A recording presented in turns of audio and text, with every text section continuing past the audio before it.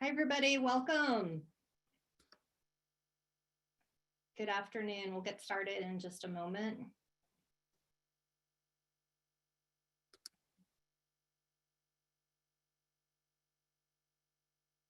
Thank you for joining us this afternoon. We'll get started in just a moment. We're going to give folks just a minute to log on.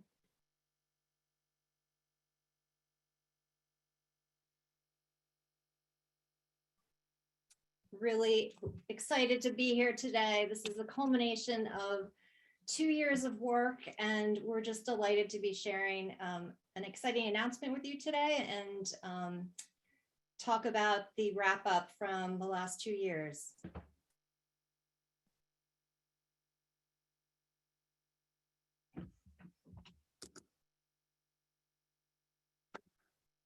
And if you want to tell us where you're logging in from around the country, feel free to stick it in the chat box so we can know where you are. And we know who our audience is. We love to have folks from around the country. So thanks for joining us today. So tell us where you're logging in from around the country so we know. Welcome, Florida. Welcome, Colorado. Great to see you today. Welcome. Kansas City, Boston. Great to have you here with us today. Welcome, Texas, Nebraska. Wow, we've got a lot of folks from the West here today. Welcome.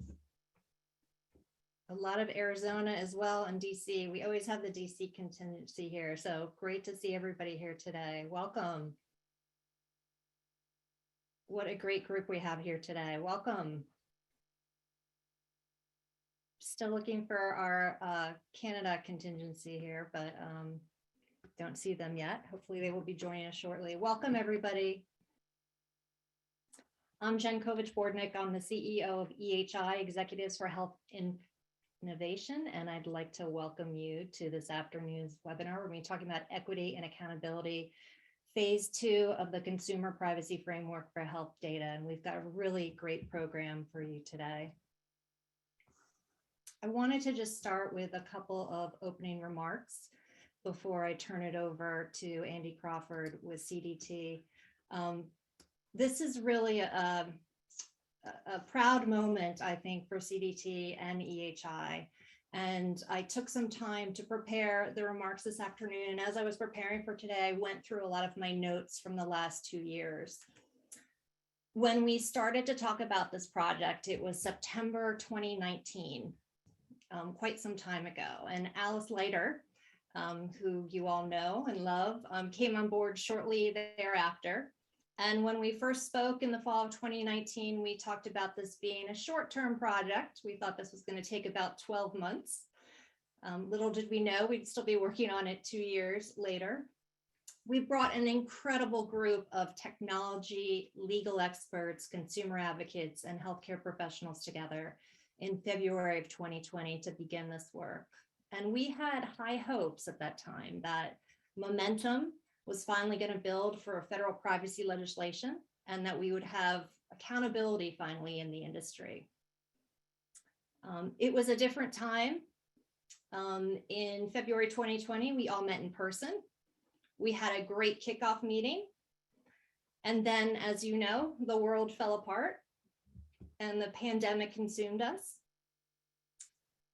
And things started to crack a bit. But this project didn't. This project, if anything, this project became more important and more valuable as time went on. The importance of creating accountability for consumer health data became a critical piece of privacy legislation and privacy, moving forward with privacy, protecting consumer privacy. The pandemic really exacerbated concerns around health data. It made our work much more meaningful, relevant, and urgent. COVID really increased awareness about the sensitive nature of health information that lies outside of the doctor's office and outside of the formal healthcare record. We saw that GPS data, demographic data, retail data, exercise data, travel apps, all of that data that's not usually covered by HIPAA, but can reveal things about your health. We call this healthish data. the blur of what is considered health data has only increased. And consumers are more reliant now than ever on these mobile apps. And we're also relying on these large companies' kind of good intentions that they're going to protect our data. And they give us lengthy, dense, and often confusing terms of service to sift through and try to understand, and ultimately just click accept buttons. But here we are 2 years later, and we've got more concern and skepticism from consumers, and still too little accountability in the industry. Which brings us back to the importance of this project, the goal of which was to create a framework for how companies should appropriately use consumer health data, with a crucial second piece, an actual accountability structure that would ensure that the framework is followed. Now, last year, we spent a lot of time also focused on a request from Robert Wood Johnson Foundation to shine a light on the equity lens of the work that we did in phase 1, because COVID also made us much more aware of concerns around discrimination, SDOH data, and health data, bias. CDT, the Center for Democracy and Technology, took the lead on doing this part of the work, and you're going to hear more from Andy Crawford on that in just a moment. Really engaging representatives over the last year from marginalized and vulnerable populations to dive into this work. So combined with extensive research, that work actually led to CDT's equity report, which not only explores the way in which individuals and communities can be harmed by the misuse of this data, but also looks at ways that our new framework of standards can be revised to mitigate or prevent such harms. The standards you've heard a lot about, they're detailed, they're thorough, they're broadly applicable. And I think we're going to talk a little bit about those today. You've heard a lot about those over the sessions in the last 2 years.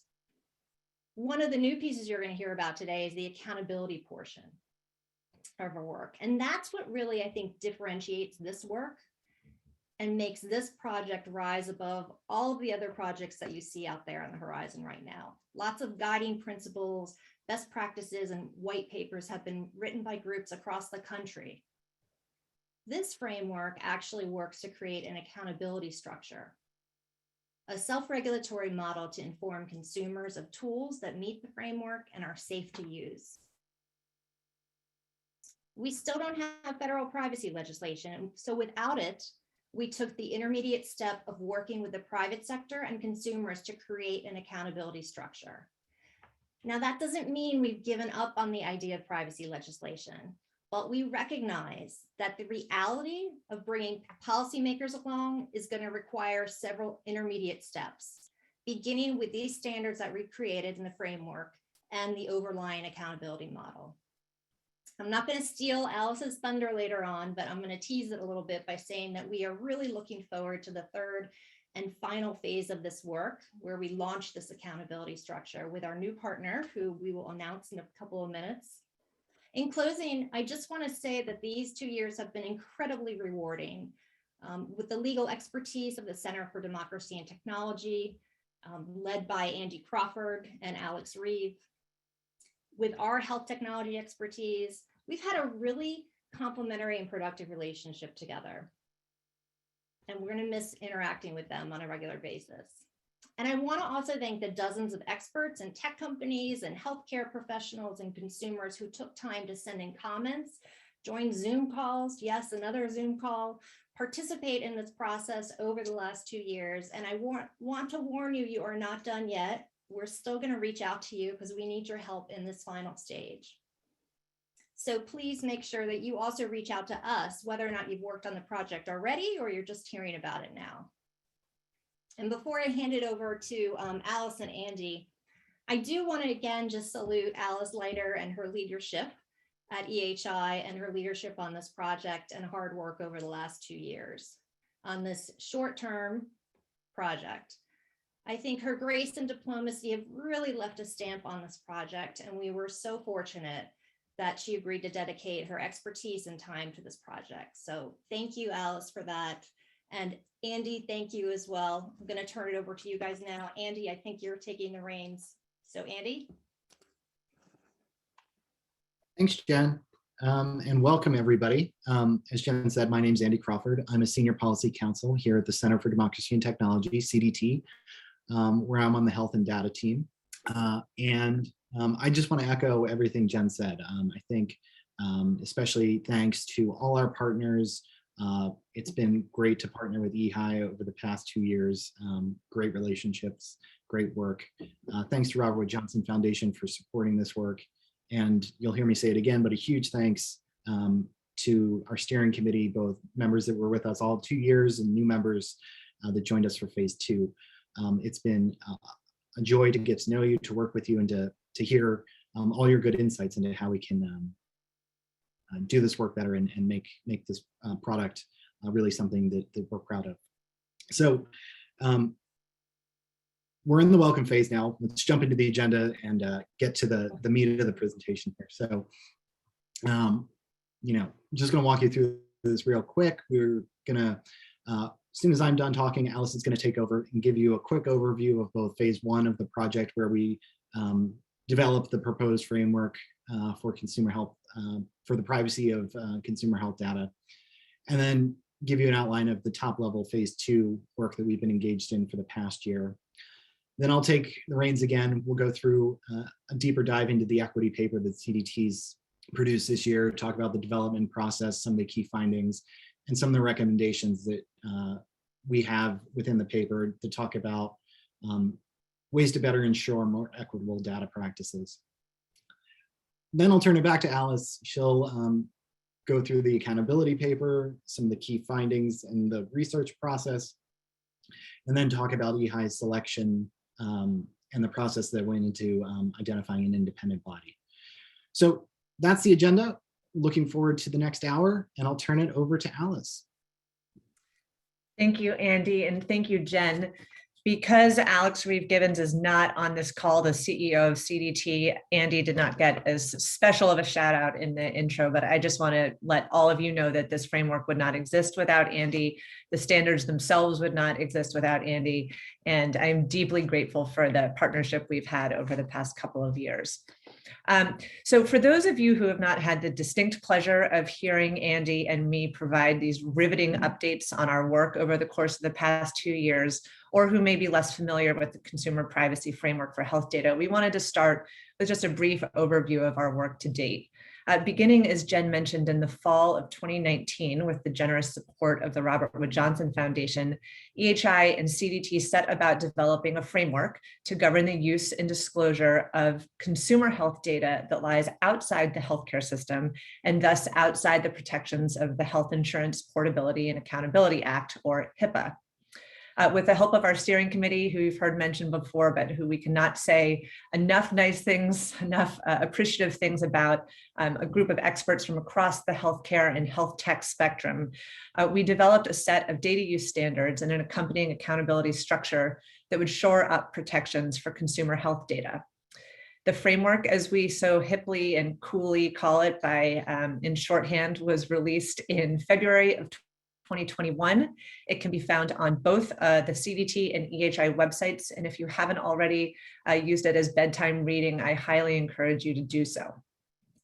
We were fortunate enough to receive a second round of funding from the Robert Wood Johnson Foundation in the spring of last year. And during this second phase of work, which we're discussing today, we've considered ways to refine and build upon the framework, seeking wider buy-in from industry, patient advocates, groups focused on privacy, groups focused on consumer protection and civil rights, as well as those representing marginalized and vulnerable populations. Our primary work in phase 2 consisted of 3 main work streams: widening the audience for and broadening participation in our work, fully developing the framework's accountability structure, which takes the form of a self-regulatory program, efforts that were led by us at EHI, and researching health inequities related to data use and proposing refinements to our health data privacy practices, which was work led by CDT. So we'll start with that latter piece of work, CDT's equity work, and I will turn it back to Andy. Thanks, Alice. Okay, so let's talk about the equity work. So this year, as Alice hinted at, and we really wanted to focus on making sure our framework did the best it could to recognize the needs of all communities and how certain communities have interests and unique circumstances that might not have been fully addressed or appreciated in our initial proposed framework. So in order to better understand and address this, since March of last year, we at CDT have engaged in a research project looking at inequities that arise from the collection, disclosure, and use of consumer health data for marginalized and vulnerable populations. Our efforts during this phase of work showed that although certain privacy provisions are relevant for all users, different communities confront unique and often discriminatory practices, including longstanding inequities in the provision of healthcare. We believe that our ongoing work benefits from this concentrated and concerted focus and outreach and consultation with diverse communities.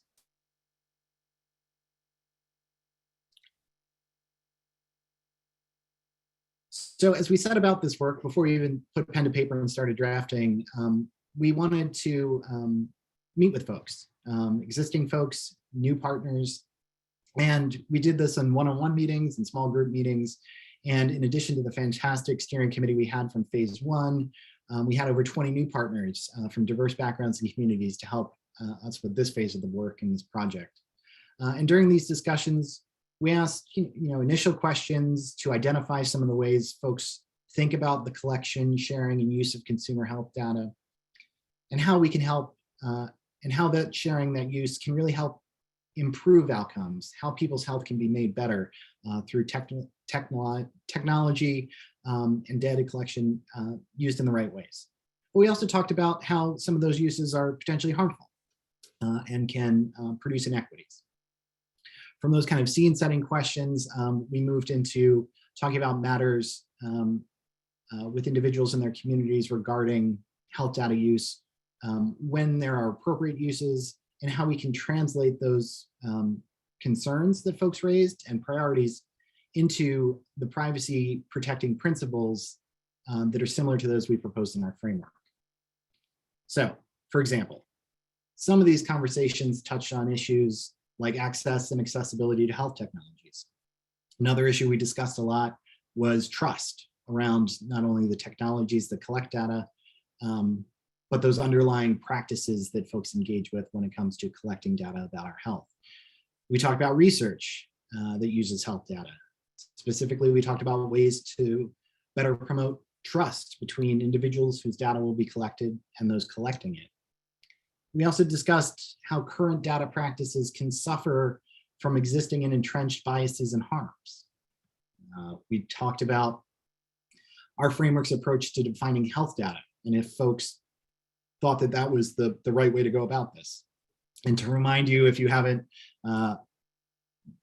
fully digested our definitional approach in the framework, we proposed a purpose and use-based definition to health data. What that really means at bar none is if data is being collected and used to make determinations about a person's physical or mental health, it's generally going to fall within our definition of health data within the framework. We also include kind of an always-in category of data that includes things like genetics, genetic data that reflects specific diseases and conditions, reproductive data, reproductive health data, and data about disabilities. These are in the always in portion. And we wanted to talk to folks to say, hey, did we get that right? Does this always in category make sense? And does it work for what you see as the appropriate way to go about this? Our discussions also focused on, how individuals' health information is inherently sensitive. We heard that from everybody. We heard about how this data should not be collected and disclosed in ways that harm or discriminate against individuals, communities, and in ways that limit access to critical life services or opportunities. Our current proposed framework includes a section designed to address these harmful practices, but we really wanted to stress test this, and we wanted to hear from folks about how they would approach ways to structure privacy protecting provisions while also addressing inequities. So these interactions not only helped focus our research, they helped narrow the scope of what we can appropriately and realistically address in this work. And like I said, you'll hear me say this a lot, but I can't thank our partners enough for their time and insight. It was truly invaluable. And I just am very appreciative for the time folks devoted to this project and helping me. So let's dive into the paper itself. Now that, after we had these meetings and met with folks, I tried to put some pen to paper, and here's what we came up with. So today we're proud to release a new paper from CDT, placing equity at the center of healthcare and technology. And as we go on, I'll make sure I post a link in the group chat for the paper, but it'll also be on CDT's website, cdt.org. And my email will appear at the end, so if folks have trouble finding it, feel free to email me and I'm happy to share. So here's a preview of what we covered in the paper. Big general outline is we start where we always start, setting the stage with a brief discussion of the current legal landscape in the US regarding consumer health data. Specific to this paper, we really wanted folks to remember how critical it is that within our uneven regulatory environment right now, data from HIPAA covered entities can move to non-covered entities and vice versa through a number of ways. And this data transfer can really empower patients. That's one of the reasons why we want to share data. It can drive towards better health outcomes. But on the flip side, inequitable data practices and sharing also persist in both the consumer and traditional healthcare spaces. And we wanted to find ways to identify those problematic areas and address them. So as healthcare continues, or as health data continues to be collected, shared, and used, we really have to confront these inequitable practices and do what we can to prevent them from entrenching themselves and harming people, especially harming communities that have been and continue to be marginalized. So after that section of the paper, next you'll see that we dive into the heart of the paper and discuss how technological offerings, things from apps that house your medical records, fitness and wellness trackers and wearables, healthcare websites, health websites, and predictive AI and machine learning can all really lead to dramatic improvements to health outcomes. However, crucial to our discussion is how these benefits have not always and still continue to not reach everyone equitably. Put simply, the provision of healthcare along with the collection and use of health data in the United States fails to treat everybody equitably. And inequities can stem from inadequate data protections. These practices can lead to greater likelihood that consumers will be harmed when their data is misused in ways they don't anticipate, expect, or even know about. For instance, in a recent International Digital Accountability Council, IDAC report, they examined close to 150 popular health apps in the Google Play Store. And they found and observed that a lot of the apps, most of the apps they looked at, observed the letter of the law and platform terms as they're required to do. But they also identified how some widely used apps fail to meet even basic platform requirements because they send unencrypted user data. They have inadequate or missing privacy policies, or they collect granular information about location without an adequate explanation as to why they do that. The IDAC report also found that when they took a deeper dive into some of the more problematic apps, the majority they looked at have questionable practices and disclosures around third-party data sharing. They found that illustrated a clear mismatch between current legal protections and the widespread collection and sharing of sensitive health information. So unregulated and inappropriate data use, like those documented in the IDAC report, can produce biased data, compound historical discrimination, and yield incorrect assumptions about folks. And unfortunately, all too often, those risks are disproportionately borne by historically marginalized groups, including people of color, immigrants, indigenous populations, women, people with disabilities, and the LGBTQ community. And our paper documents how the resulting harms can take a number of different forms. So one harm that can stem from inaccurate and biased data. Data can harm people if it's not accurately or fully representative, and it can result in negative health outcomes when lost or denied services, when it results in lost or denied services and benefits. And some of the examples we talk about in the paper include AI and machine learning systems trained on unrepresented data sets. We talk about the harms that can come from discriminatory health treatment. Data that relies on biased and non-representative foundations can continue to disproportionately harm underrepresented and overlooked communities. And some of the examples we talk about in the paper include algorithms that result in Black patients having to reach more advanced stages of kidney disease when compared to white patients before they're considered sick enough to qualify for certain treatments or interventions, which delays or limits critical care they receive.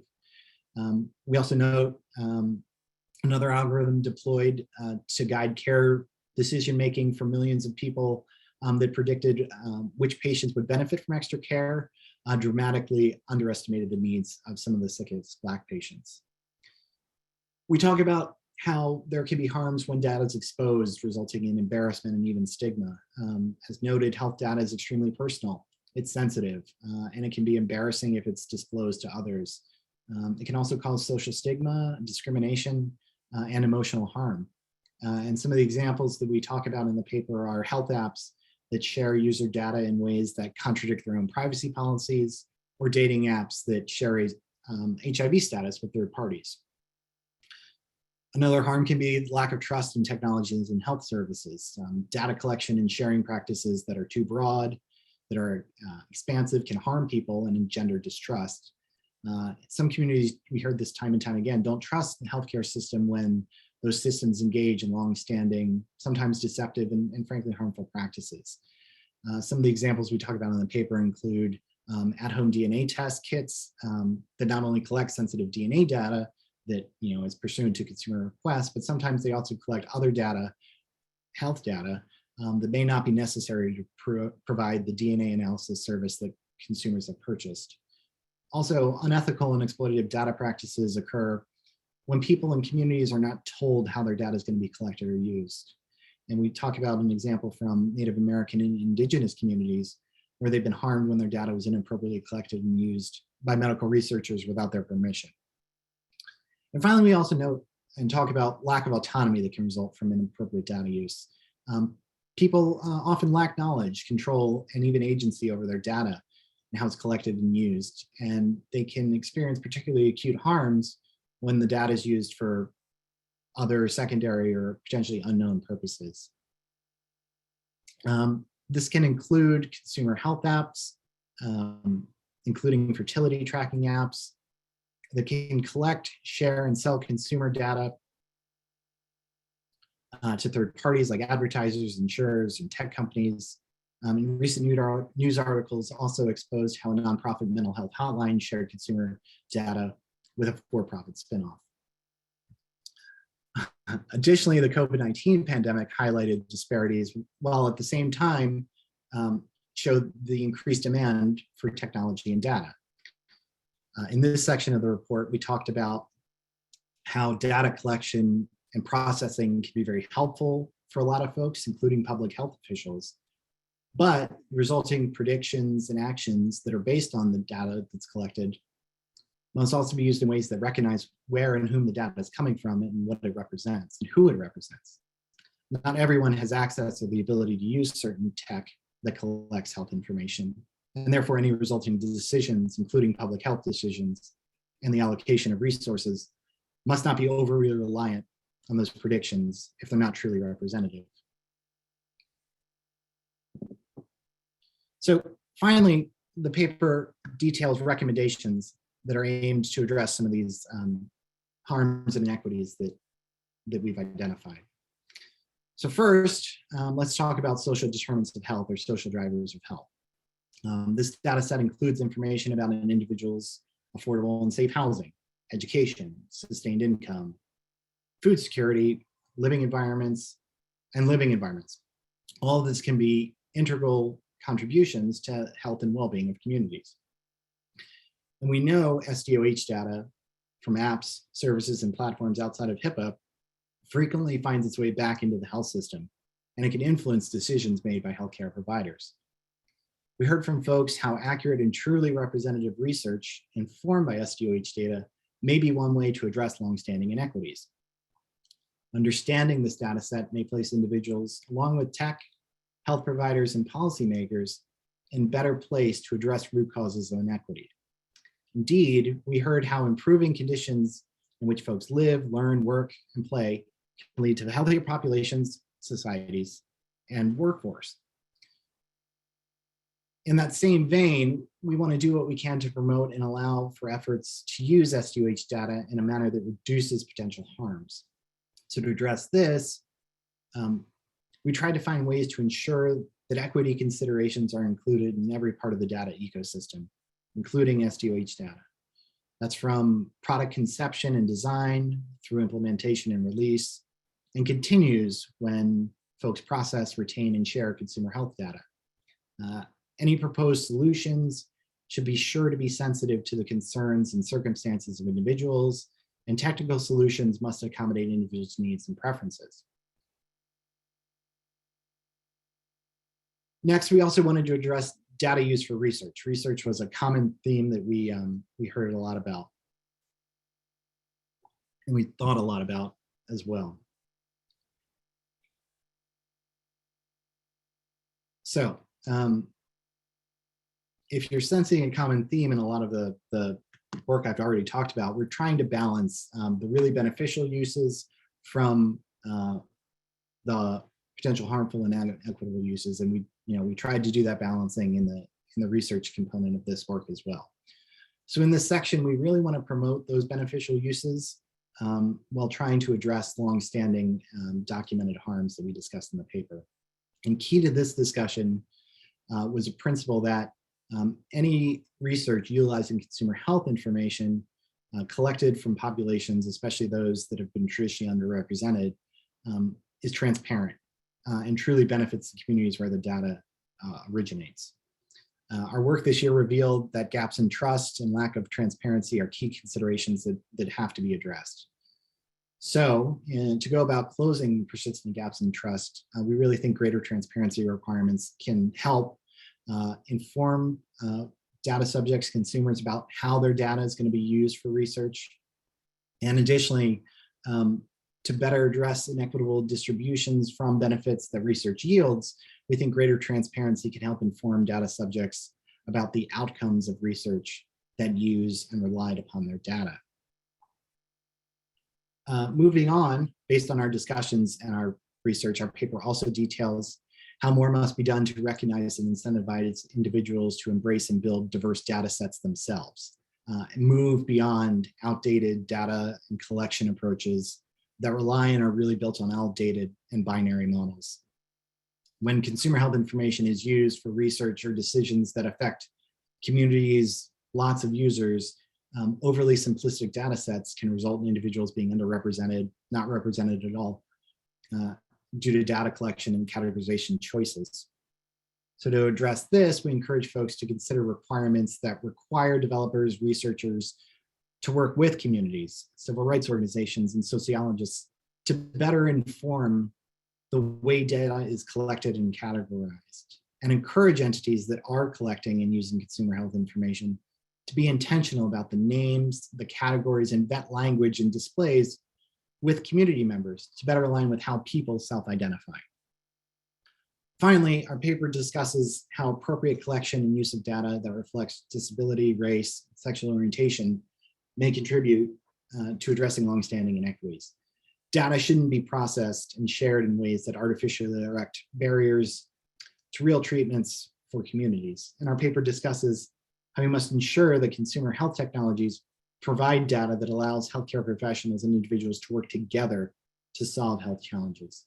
So to address this, some of the recommendations in the paper include greater clarity and agreement around discriminatory data uses. Once we identify uses that everybody can get behind and say, these don't work, these harm folks more than benefit folks, we can really move the needle forward and push for better solutions. So that's just a very brief overview. Like I said, I hope folks take the time to digest the whole paper. It's going to be on our website. There's also a summary document that is 3-ish pages for folks who want a primer before diving into the full report. But I'll pause now and turn it back over to Alice to talk about some of EHI's accountability work. Thank you, Andy. And I encourage all of you to read this excellent report. That was a teaser, an appetizer to the real meat of some really excellent work that Andy did over the course of the past year. With respect to the accountability work stream, we at EHI spent the bulk of last spring and summer speaking with experts on self-regulation, as well as researching self-regulation and certification models more broadly, not only in healthcare, but in other industries. Based on this work, we developed not only the bones of a potential self-regulatory program in healthcare, specifically one governing participation in our framework, but also what the criteria for an organizational home for such a program should be, and how the process to select that organization should be designed. All of this and more is contained in our accountability report, the case for accountability, protecting health data outside the healthcare system, which we are proud to release today as well. This paper broadly makes the case for why a robust accountability program differentiates our framework from other private sector efforts, why it is necessary to provide meaningful protections for consumer health data in the absence of federal privacy legislation. And the paper also explores the current direction of the Federal Trade Commission, or FTC, emphasizing the agency's current focus on consumer protection and privacy, and explaining the benefits the framework's accountability program would provide the FTC. The paper concludes, thanks Andy, next slide, cliffhanger. It concludes by laying out a clear path forward for implementation of this self-regulatory program, the first step of which was an RFP that EHI released in early February to solicit organizations interested in housing and running this brand new self-regulatory program. We were delighted and humbled by the interest and ultimately received a handful of truly excellent proposals from highly qualified organizations. We had the help of a committee of objective, independent experts, all of whom were familiar with the framework, our work, and our goals. And at long last, it is with great pride that I announce that BBB National Programs was unanimously, enthusiastically selected to house and run this new program. I'm truly delighted and honored at this point to introduce Mary Engle, the Executive Vice President for Policy at BBB National Programs. Mary has been closely involved with the framework since its inception and invaluable in thinking through the accountability component of the framework in particular.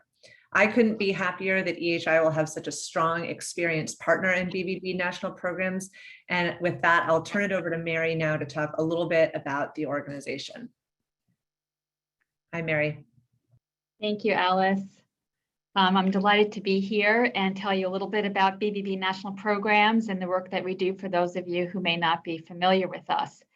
BBB National Programs is an independent nonprofit organization whose mission is to enhance marketplace trust, create a fairer playing field for businesses, and a better experience for consumers. We do that by developing and running effective third-party accountability programs in the areas of advertising, privacy, and dispute resolution. Our programs feature the characteristics that the Federal Trade Commission has identified as important for successful industry self-regulation: clear requirements, active monitoring, effective enforcement, procedures to resolve conflicts, a transparent process with widespread industry participation, responsiveness to a changing market and to consumers, and sufficient independence from control by industry. We tailor our programs to fit the needs of the particular industries and issues being addressed. For example, some programs apply standards across the board to all industry members, while others are limited to those who actively participate in the program and may include a public statement of commitment. Some program standards reflect legal requirements, while others go above and beyond the law to include best practices. Some programs have a dispute resolution process, and others even provide for appeals to an appellate body. So we can go to the next slide, please. In all cases, decisions are made independently, providing the neutrality that has been our hallmark and that has engendered the respect of the Federal Trade Commission since our first program was created over 50 years ago. Specifically, since 1971, our National Advertising Division has provided a voluntary self-regulatory forum for challenging misleading advertising with a proven track record of advertisers removing misleading claims from the marketplace or else being referred to the Federal Trade Commission. And when it was clear that children's advertising needed a special attention, in 1974, we created the Children's Advertising Review Unit, which monitors children's advertising and has provided guidance to advertisers for appropriate advertising to young children. And we have been tackling online privacy concerns since America went online. In the mid-1990s, KRU actually revised its children's advertising guidelines to address online privacy, and that was before Congress enacted the Children's Online Privacy Protection Act, or COPPA. In 2001, KRU became the first safe harbor that the FTC approved under COPPA. Today, BBB National Programs is home to more than a dozen programs, and we have developed several other robust accountability programs for consumer privacy and data protection. Like children's information, consumer health data has long been recognized as highly sensitive information warranting stringent protections. And yet federal law has not kept up with the spread and proliferation of this sensitive data outside the healthcare and insurance industries regulated by HIPAA. With health apps, wearables, and websites, this was true even before the arrival of COVID-19, but it has been accelerated by the pandemic. Now, all manner of institutions, theaters, clubs, arenas, airlines collect vaccination status, COVID exposure, and other health data. So the time is ripe to showcase one of the historic advantages of industry self-regulation, which is to act more quickly and be nimbler than government regulation can. EHI and CDT's creation of the Consumer Privacy Framework for Health Data is a case in point. BBB National Programs was pleased to participate on the steering committee in developing the framework, and we are delighted and honored to have been selected as the organization to house the new independent accountability program for the framework. We are excited to work with EHI and other stakeholders to determine the contours of the program and the elements of accountability needed to ensure appropriate protection of consumers' health data. If you have thoughts about what the program should include, for example, whether it's important to include a consumer complaint dispute resolution process and what that should look like, please reach out to us. And we'd like to hear from you if you work for one of the myriad companies who collect, hold, or process consumer health data to get your input on the framework and the scope of the self-regulatory program. We've created an email address dedicated to this effort, healthdata@bbbnp.org. We are looking forward to working with all of those companies that are ready to demonstrate their commitment to responsible health data stewardship. So thank you very much, and now I'll turn it back to Alice. Thank you, Mary. I don't think I've ever smiled so much during a webinar. This is really, really terrific. With this, we have come to the official, if not unofficial, end of phase 2. We hope you'll read and share the 2 reports that we've released today.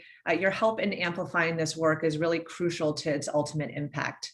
And we will continue to look to all of you for introductions to others we can and should be working with.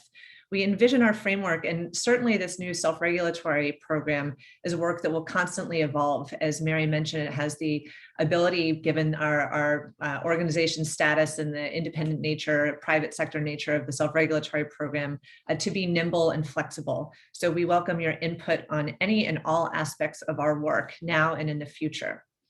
We are so appreciative of all of you for attending, the many webinars we've had over the past couple of years. And we will leave you with our email addresses. As Mary said, we're eager to hear from you. We're eager to hear from you at CDT, at EHI, at BBB National Programs. Please feel free to be in touch. And again, many thanks for your support over the past couple of years. I think with that, Andy, do you agree we can give everybody 17 minutes of their day back? I think we can, and I just want to echo the huge thanks. And to make it easy for everybody, like I said, I'm going to, if I can find my mouse, try to paste a link to the CDT paper in the chat for everyone. So that's one way to find the equity work. The other way is to go to cdt.org, or you've got my email address there. So feel free to reach out should you have any questions or comments on that phase of the work. But otherwise, just thank you to everybody. I think, like I said, you'd hear that from me a lot, but I really do appreciate everybody tuning in today. the great support from Robert Wood Johnson Foundation, the partnership we built with EHI over the past 2 years for working with Alice. It's been great. And just thank you to all the steering committee, the work group members, the phase 2, the phase 1. It's truly been a pleasure. So I'll end with a high note. Agreed. Thanks, Andy, and thank you all.